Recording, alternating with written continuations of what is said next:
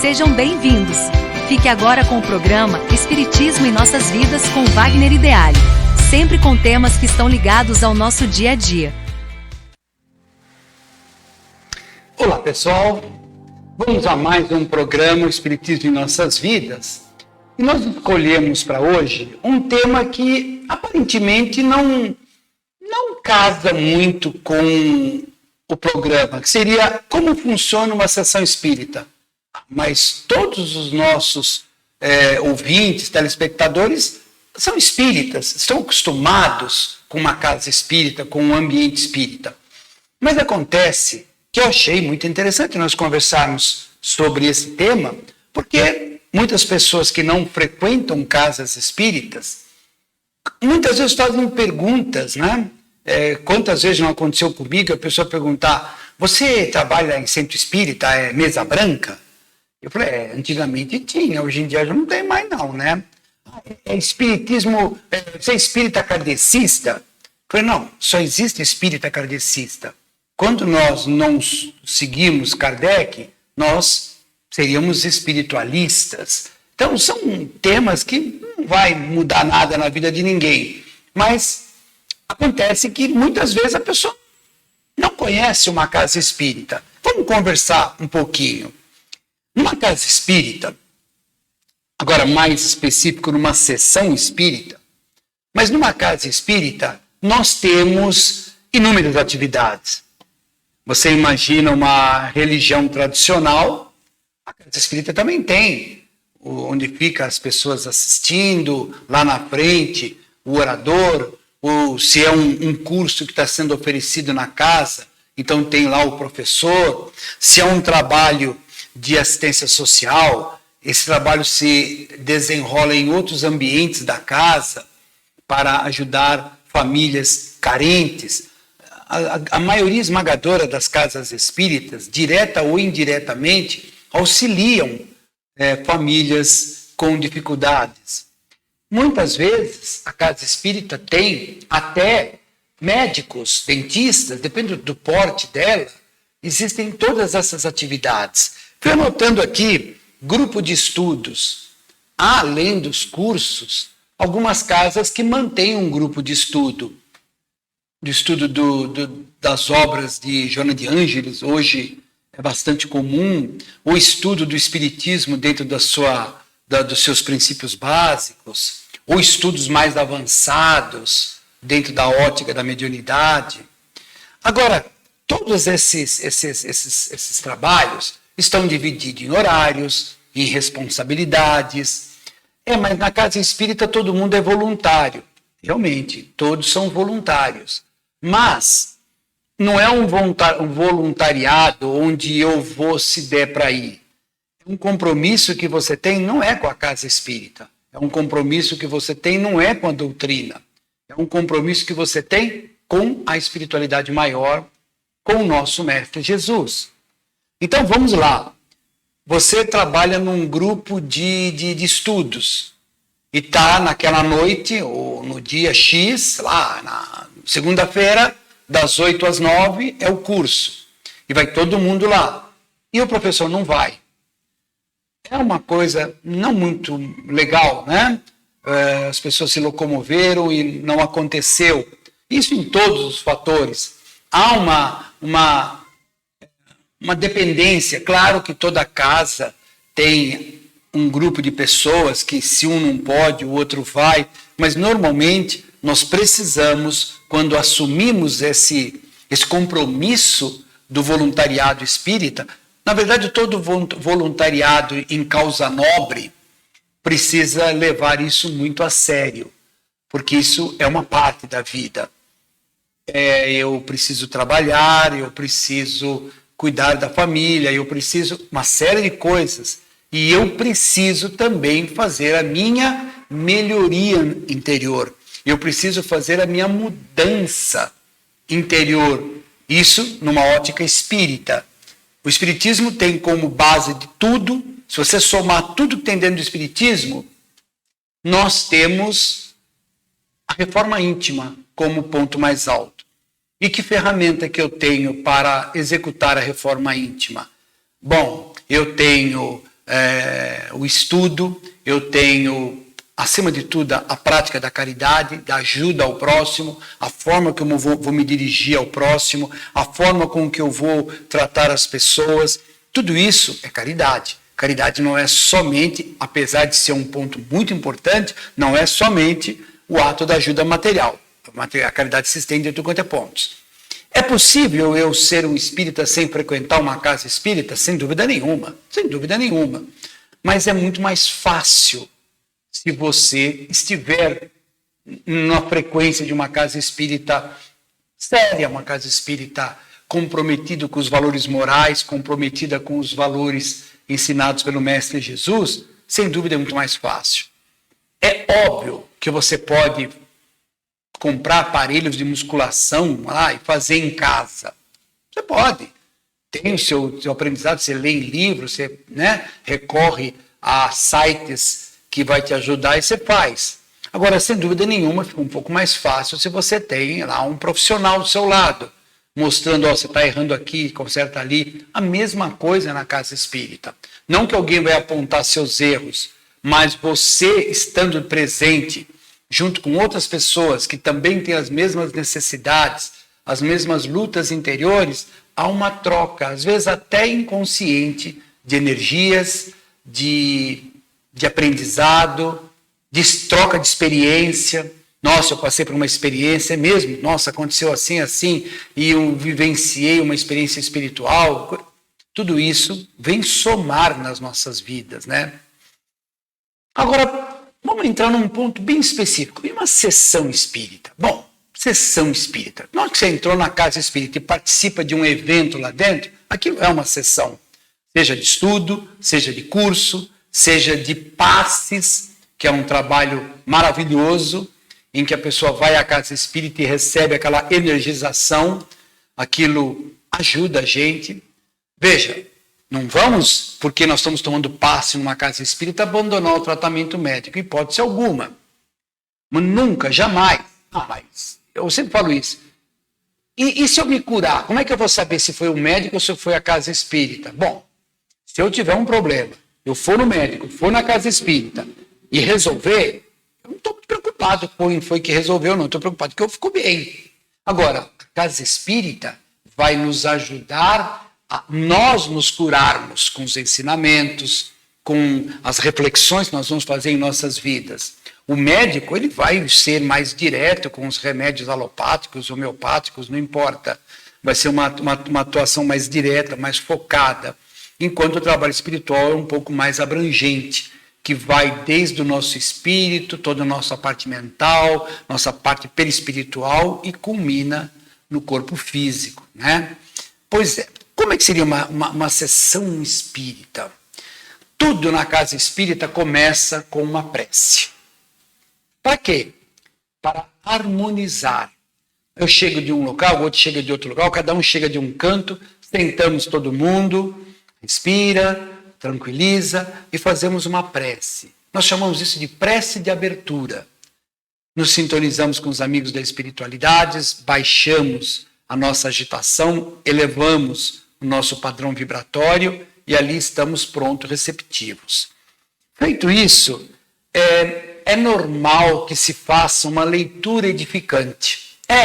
Uma leitura do Evangelho, de um livro, de algum autor espírita, vou usar uma palavra, talvez não seja muito consagrado, né? Mas não, às vezes você vai ter médiuns desconhecidos do grande público que têm trabalhos extraordinários. O importante é que se faça uma leitura que tenha um conteúdo moral, filosófico, religioso, da doutrina espírita, profundo, e se faz essa leitura, breves comentários, né?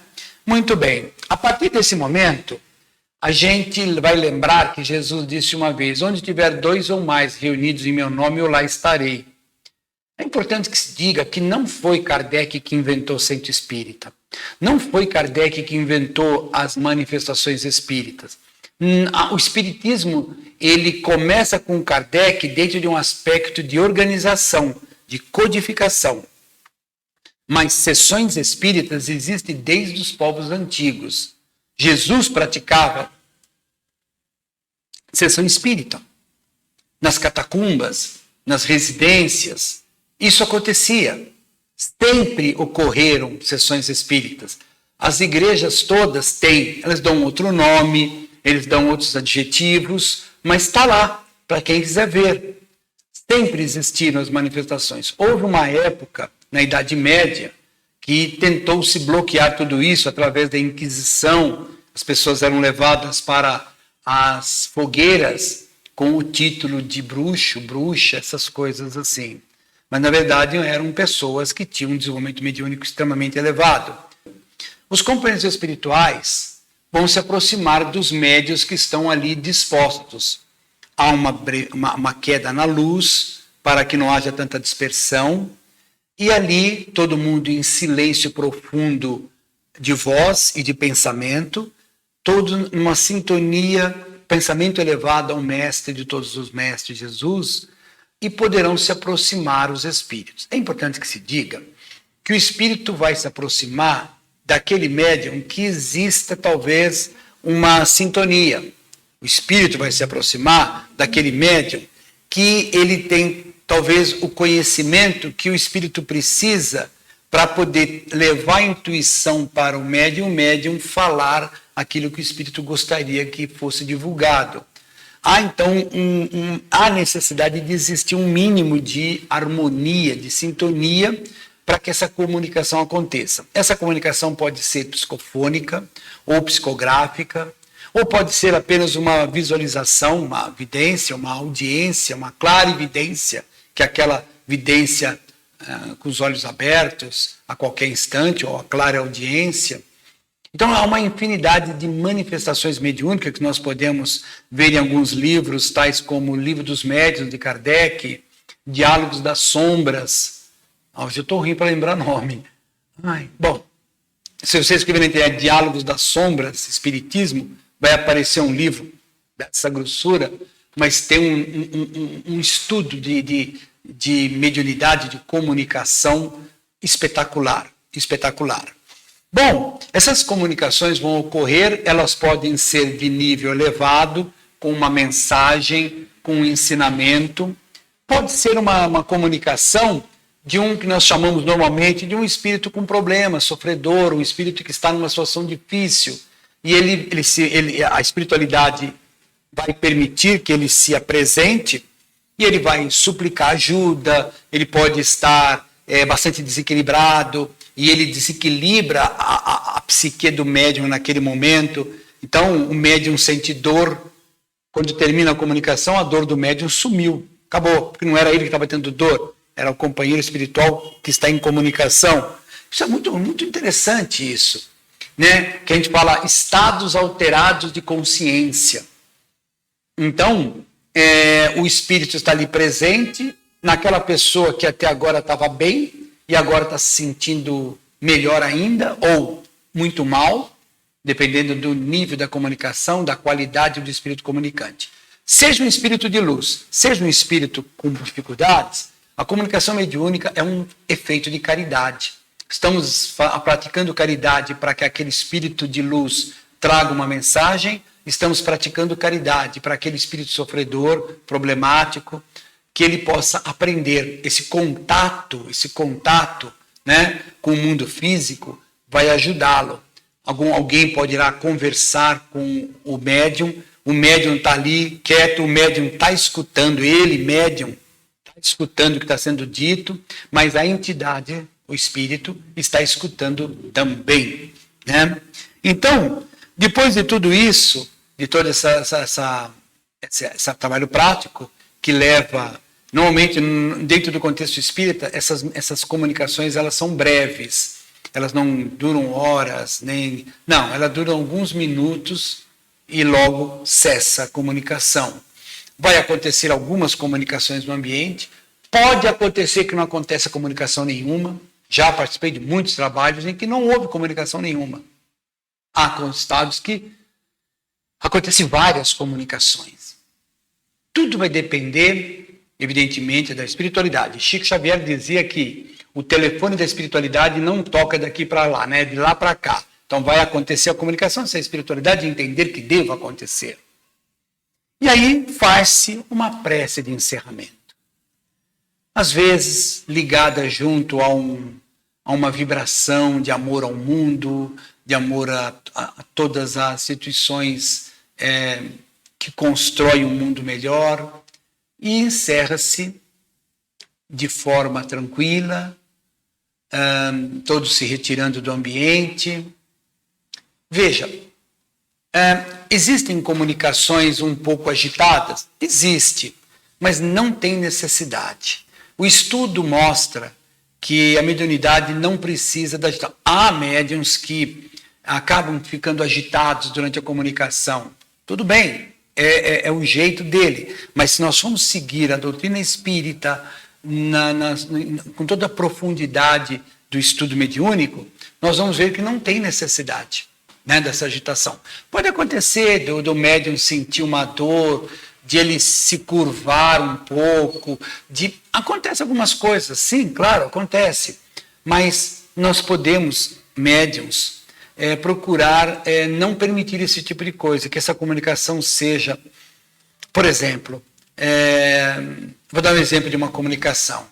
A pessoa vai lá na frente falar, ele começa a falar com a voz dele e tal, num dado momento ele fecha os olhos, continua falando, você percebe que o tom da voz mudou. Já vi várias palestras assim.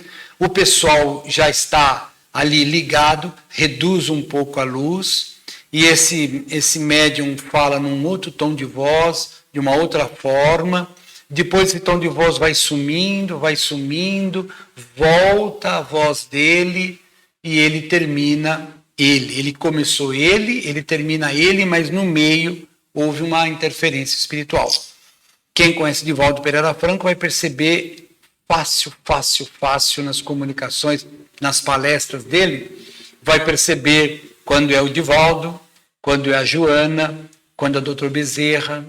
Para quem nunca viu uma palestra do Divaldo, vai perceber que quando é a Joana, o palavreado, a voz, a entonação, ela fica muito mais complexa. A Joana tem um vocabulário assim extraordinário, né?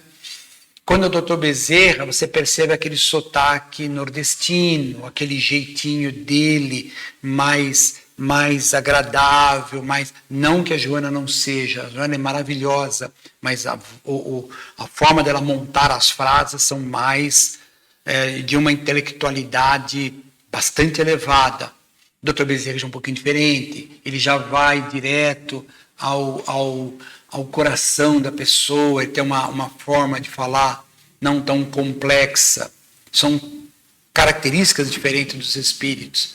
E o Divaldo é o Divaldo, para quem conhece aquele jeitão dele falar simplesmente maravilhoso. Então é isso, pessoal, que eu queria falar um pouquinho sobre o que é uma sessão espírita, o que é uma casa espírita. E você que frequenta, continue frequentando, se torne um voluntário. Você que não frequenta, vai. Mas toma cuidado, procure uma casa espírita séria, onde você perceba, conversa com amigos, para saber uma casa que seja idônea, que seja séria, que está ali para fazer um trabalho sério, e você vai se sentir muito melhor. Ok, pessoal? E ficamos por aqui. E até a próxima semana com o nosso programa Espiritismo em Nossas Vidas. Até mais, pessoal.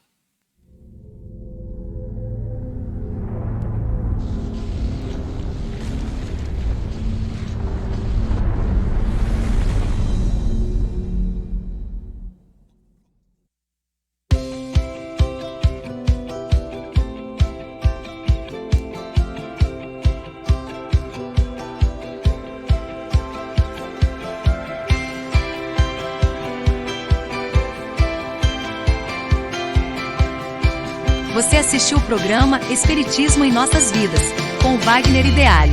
Rádio e TV Fraternal, sempre em sintonia com você.